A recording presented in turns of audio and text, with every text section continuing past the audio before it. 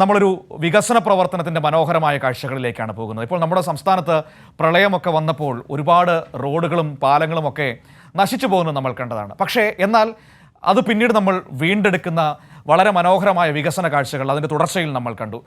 നമ്മുടെ പ്രളയത്തിലൊക്കെ നഷ്ടപ്പെട്ടു പോയ റോഡുകളും പാലങ്ങളുമൊക്കെ പണി പൂർത്തിയാക്കി നമ്മൾ വീണ്ടെടുക്കുകയാണ്. അതുപോലെ തന്നെ ഇതാ ഒരു ഉരുൾപൊട്ടലിൽ തകർന്നു പോയൊരു പാലം പുതുക്കിപ്പണിതിരിക്കുകയാണ്. ഉരുൾപൊട്ടലിൽ തകർന്ന കോഴിക്കോട് വിലങ്ങാട്ട് പുതിയ പാലം യാഥാർത്ഥ്യമായി. കഴിഞ്ഞ പ്രളയകാലത്താണ് പാലം തകർന്നത്. 3 കോടി രൂപ ചെലവഴിച്ചാണ് പുതിയ പാലം നിർമ്മിച്ചത്. 2018-ലും 2019-ലും ഉരുട്ടിപ്പാലം തകരുകയും വെള്ളത്തിൽ മുങ്ങുകയും ചെയ്തിരുന്നു. ഇതോടെ വിലങ്ങാട്ടെ 100 കണക്കിന് കുടുംബങ്ങൾ ഒറ്റപ്പെട്ടു.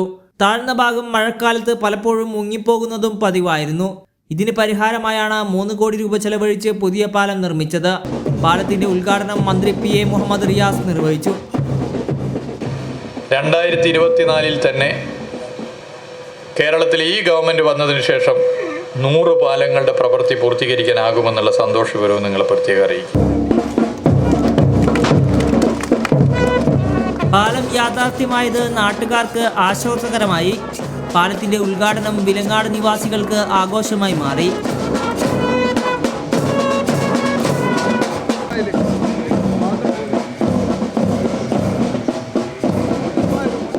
ഈ പാലം വരുന്ന സമയത്ത് വളരെ നല്ല രീതിയിലുള്ളൊരു ഇതാണ് വരുന്നത്. അപ്പോൾ അത് അത്രയും വലിയ രീതിയിൽ തന്നെ ഉള്ളതുകൊണ്ട് ഇനി വിലങ്ങാട്ടിൽ നിന്ന് മറ്റ് പ്രദേശങ്ങളിലേക്ക് പോകാൻ യാതൊരു പ്രശ്നം ഇനി വരുന്നില്ല. നാദാപുരം മണ്ഡലത്തിലെ വിവിധ പ്രദേശങ്ങളെ ഉൾപ്പെടുത്തി ടൂറിസം ഡെസ്റ്റിനേഷൻ രൂപപ്പെടുത്തുമെന്ന് ചടങ്ങിന് ശേഷം മന്ത്രി മാധ്യമങ്ങളോട് പറഞ്ഞു. വിലങ്ങാട് മേഖലയിലും ഇത്തരം ടൂറിസം കേന്ദ്രങ്ങളുണ്ട്. ഉരുട്ടിപ്പാലം ടൂറിസം പദ്ധതികൾക്കും ഗുണകരമാവും. കൈരളി ന്യൂസ്, കോഴിക്കോട്. ഇതിപ്പോൾ നമ്മുടെ നാട്ടിൽ ഒരു പതിവ് കാഴ്ചയാണ്. പലയിടങ്ങളിലും പുതിയ പാലങ്ങളും റോഡുകളും ഒക്കെ പണിത് നമ്മുടെ നാടിൻ്റെ മുഖച്ഛായ മാറുന്നത് ഓരോ ദിവസവും നമ്മൾ കണ്ടുകൊണ്ടിരിക്കുകയാണ്. ഏറ്റവും മനോഹരമായ റോഡുകൾ, മനോഹരമായ പാലങ്ങൾ, അങ്ങനെ ഒരു നാട് ആ നാട്ടിൽ നടക്കുന്ന വികസന പ്രവർത്തനങ്ങൾ നേരിട്ട് അനുഭവിക്കുന്ന ഒരു കാലഘട്ടത്തിലൂടെ നമ്മൾ കടന്നു പോകുന്നു.